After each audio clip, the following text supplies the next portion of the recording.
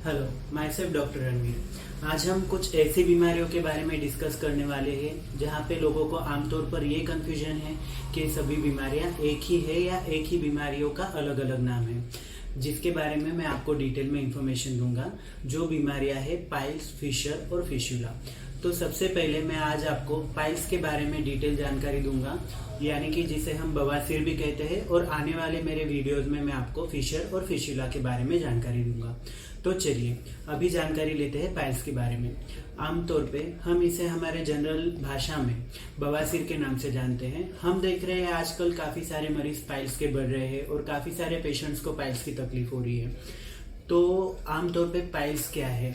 हमारे बॉडी में जो एनस होता है उसके अंदरूनी बाहरी भाग पर सूजन आना, यानी कि हमारे जो ब्लड वेसल्स होते हैं कभी कभार उसकी कठोरता होना, इसे हम पाइल्स कहते हैं, जिसमें से ब्लीडिंग भी हो सकता है और जिसके मस्से बनकर बाहर निकल सकते हैं या तो अंदर भी रह सकते हैं, जिसमें से ब्लीडिंग होने के चांसेस होते हैं। इसे ही हम लोग पाइल्स यानी कि बवासीर के नाम से जानते हैं।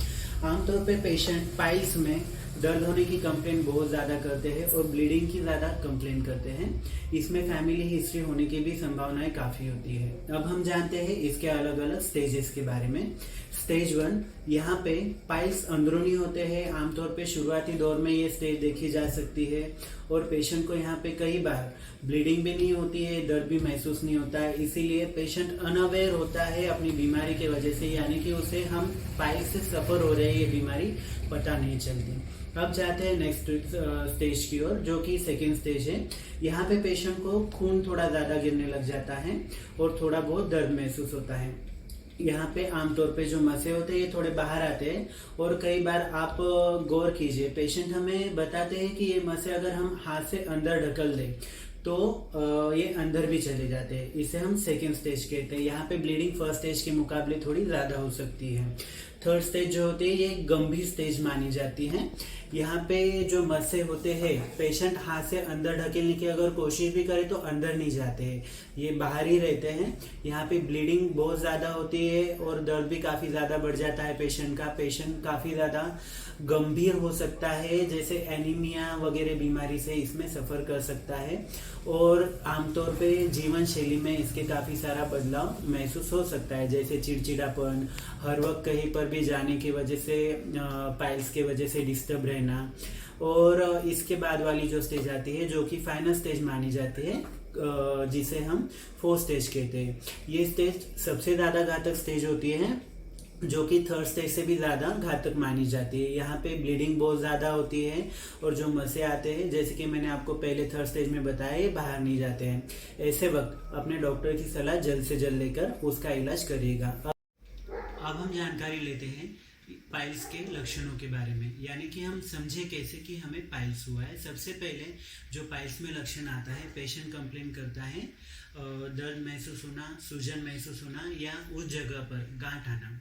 इसके अलावा पाइल्स होने वाली जगह पर कभी कभार पेशेंट को खुजली भी होती है, पेट साफ न होने जैसी फीलिंग्स रहती है, फ्रेश और चमकदार ब्लड म्यूकस के साथ में भी पेशेंट महसूस करते हैं। और इसके साथ साथ अगर इन्फेक्शन हो, यानी कि इन्फेक्शन की सीवियरिटी ज़्यादा हो, तो इस वक्त दर्द की तीव्रता भी ज़्यादा बढ़ सकती है। अब हम जानते हैं पाइल्स होने के कारणों के बारे में, यानी कि किस वजह से हमें पाइल्स ये डेवलप हो सकते हैं।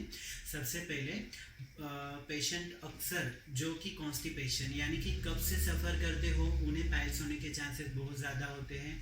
इसके अलावा ज़्यादा वक्त खड़े रहना, कभी कभार प्रेगनेंसी में भी लेडीज़ को पाइल्स की शिकायतें ज़्यादा डेवलप हो सकती है। मोटापा एक और कारण है पाइल्स डेवलप होने के लिए। अब हम जानकारी लेते हैं पाइल्स के ट्रीटमेंट के बारे में, या तो फिर पाइल्स से बचाव कैसे किया जाए।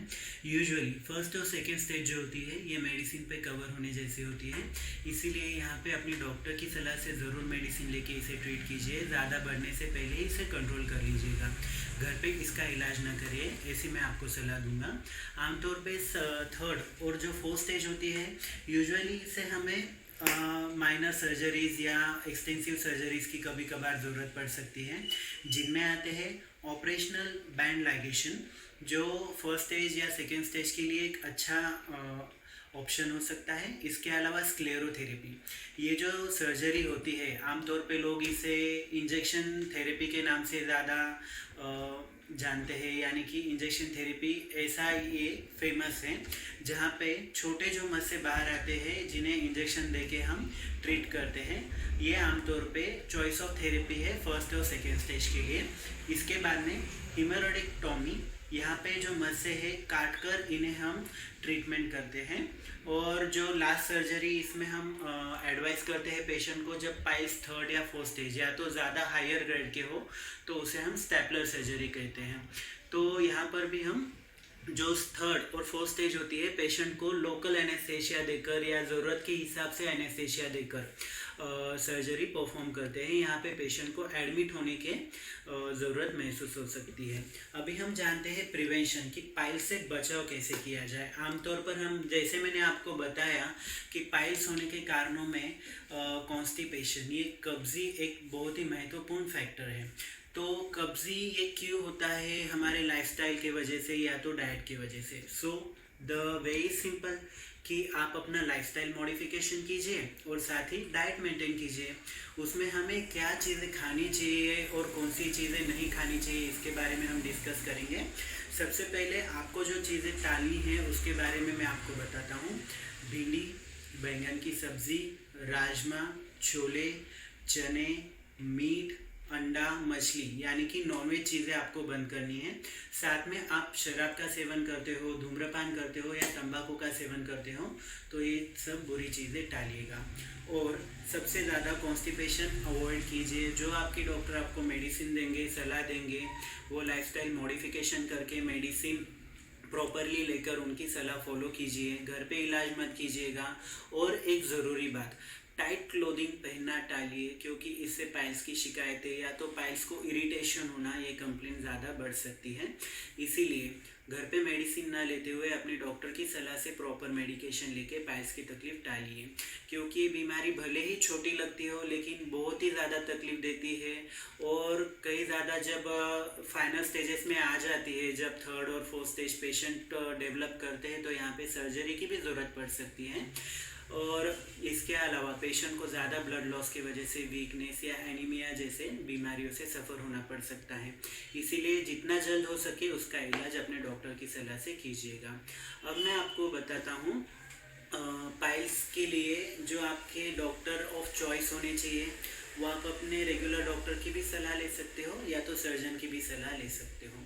ऐसे ही पाइल्स से रिलेटेड या और कोई बीमारी से रिलेटेड इंफॉर्मेशन के लिए आप मुझे दिए हुए मेरे ईमेल आईडी पे मेल कर सकते हो, जो कि मैंने डिस्क्रिप्शन में प्रोवाइड किया है।